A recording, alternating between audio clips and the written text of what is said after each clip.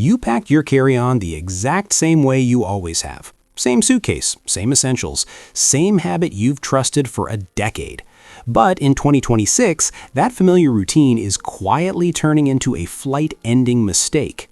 Just last month, a 68-year-old traveler from Phoenix walked up to her gate with the same carry-on she'd flown with on 14 previous trips. No changes, no extras, nothing new. The gate agent didn't ask questions. She reached for a measuring tape instead. $95, gate check fee, on the spot. Her bag wasn't the problem. The rules were. Here's what most travelers still don't realize. In late 2025, TSA and major airlines introduced 8 new carry-on enforcement priorities. They weren't announced publicly. No emails went out, no alerts showed up in airline apps.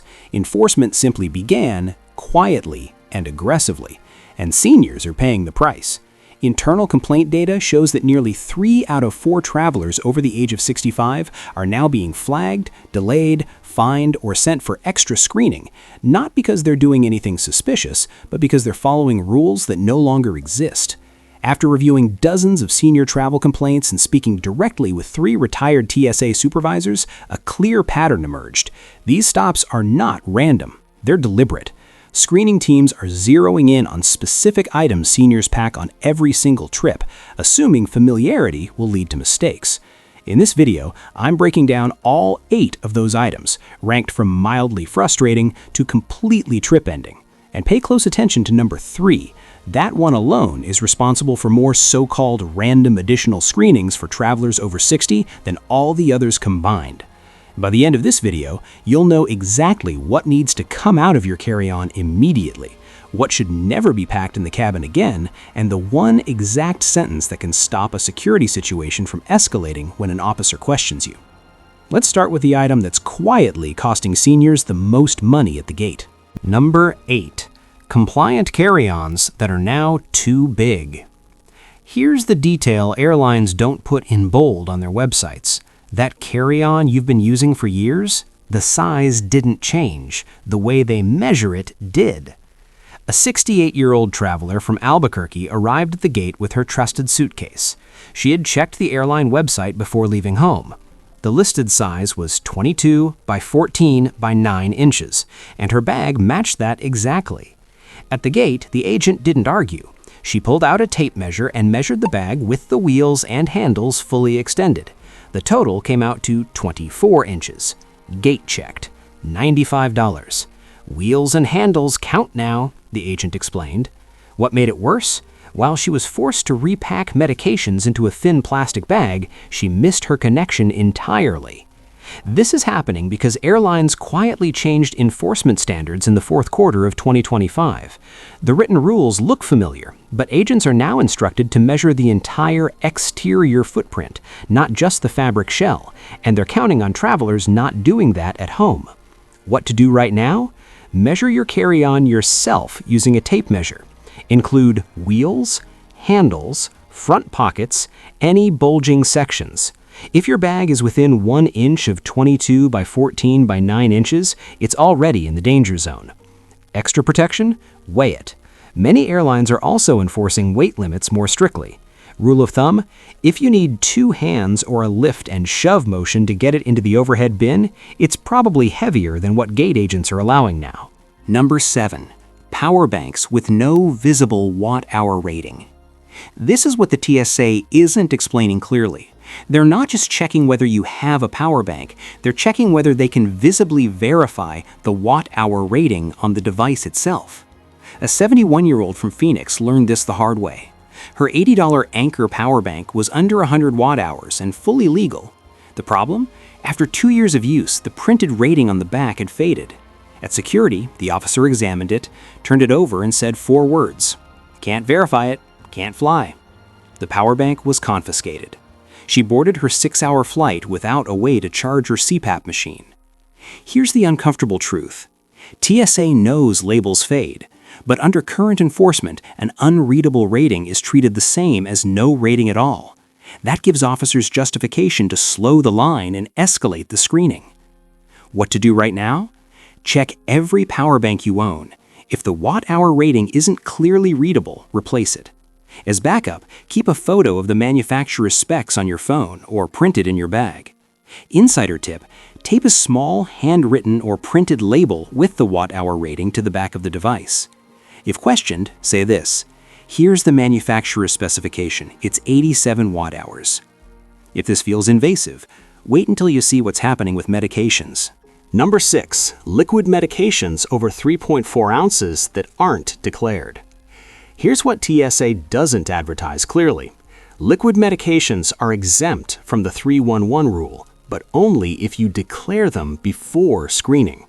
A 69-year-old traveler from Scottsdale packed a 6-ounce liquid prescription in her carry-on, completely legal under medical exemptions. She didn't hide it. She also didn't announce it.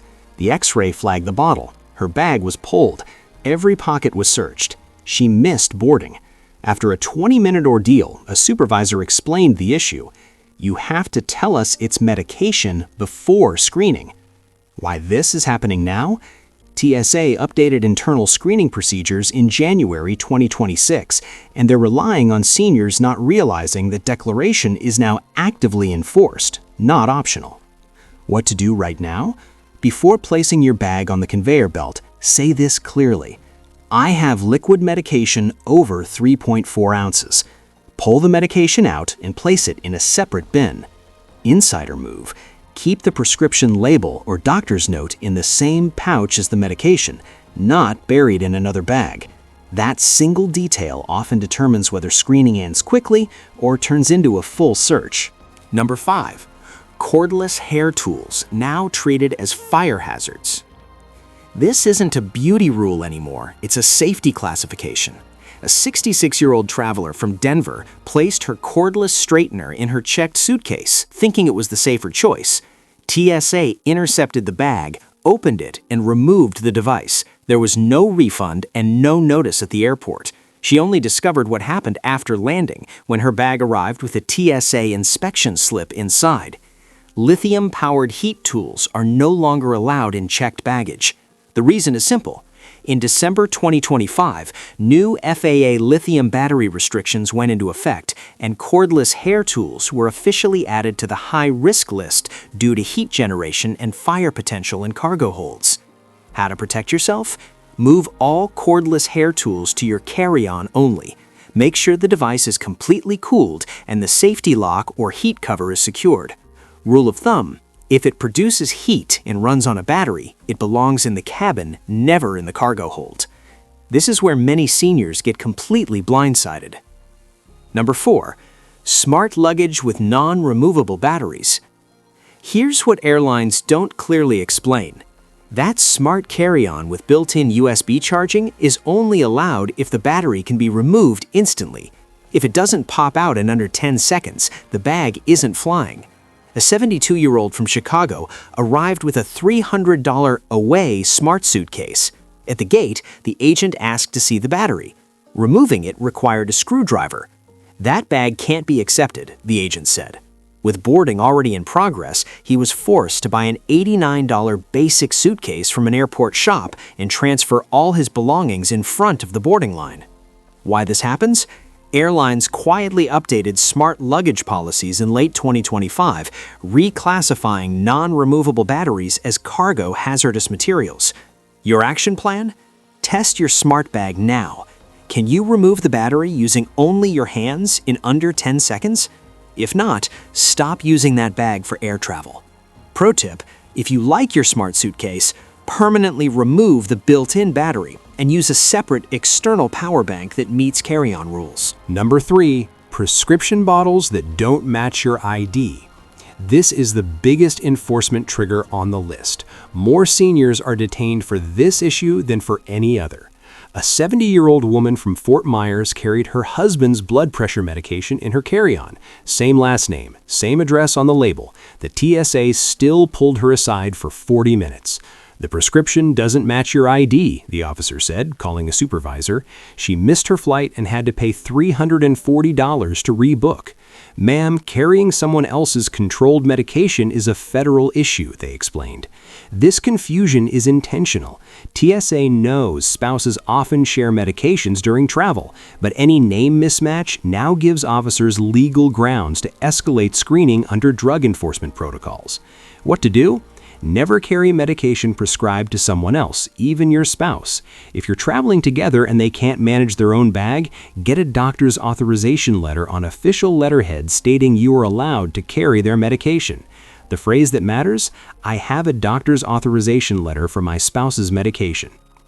But this is nothing compared to what's coming next.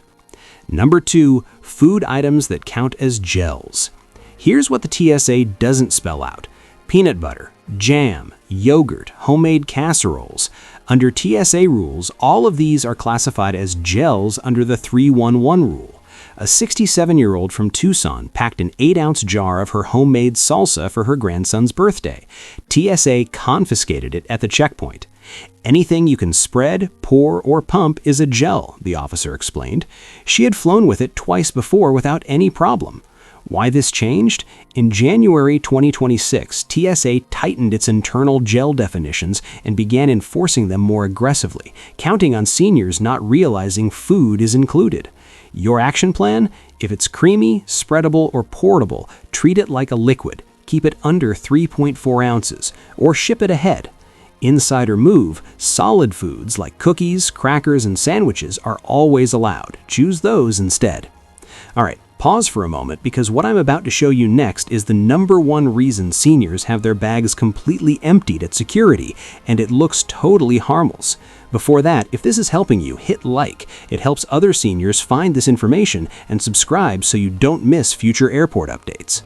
Number 1. Wrapped gifts or packages. Here's the truth they don't warn you about. That birthday gift you wrapped for your granddaughter? TSA will open it or take it. A 74-year-old from Albuquerque carried 3 wrapped gifts in her carry-on for her grandchildren. TSA stopped her bag. "We need to inspect these," the officer said. She stood there watching as they ripped through the wrapping paper she'd spent nearly an hour carefully putting on. One of the gifts, a snow globe, contained more than 3.4 ounces of liquid. It was immediately confiscated. The other 2 presents were resealed with thick TSA tape. By the time she arrived, her carry-on looked less like luggage and more like something pulled from a police evidence locker. Why did this happen? Because TSA's 2026 enforcement memo clearly states that any wrapped item must be fully inspectable. Hesitation, refusal, or questioning the process is now treated as suspicious behavior. What to do instead? Never wrap gifts before flying. Pack them flat using tissue paper or soft clothing and wrap them once you arrive. Pro tip: if you absolutely must bring a wrapped gift, place it in your checked luggage only, never in your carry-on. Rule of thumb: if the TSA can't see what it is, they will open it. Now here's the part most travelers overlook. Knowing all 8 of these carry-on rules won't help if you're wearing the wrong items at the checkpoint. A 69-year-old woman from Orlando wore her new orthopedic shoes with metal arch supports through the scanner. The alarm went off. She was pulled aside for a full pat-down. 15 minutes lost, no money saved, and the embarrassment of being searched in front of a packed security line. Most travelers over 60 don't realize that TSA's 2026 dress code enforcement is now focused on specific clothing items and accessories, and it's quietly costing seniors time, dignity, and missed flights. In my next video, I'm exposing the 7 items TSA no longer wants you wearing through security. One simple change helped a 71-year-old from Seattle cut her screening time from 12 minutes to under 3.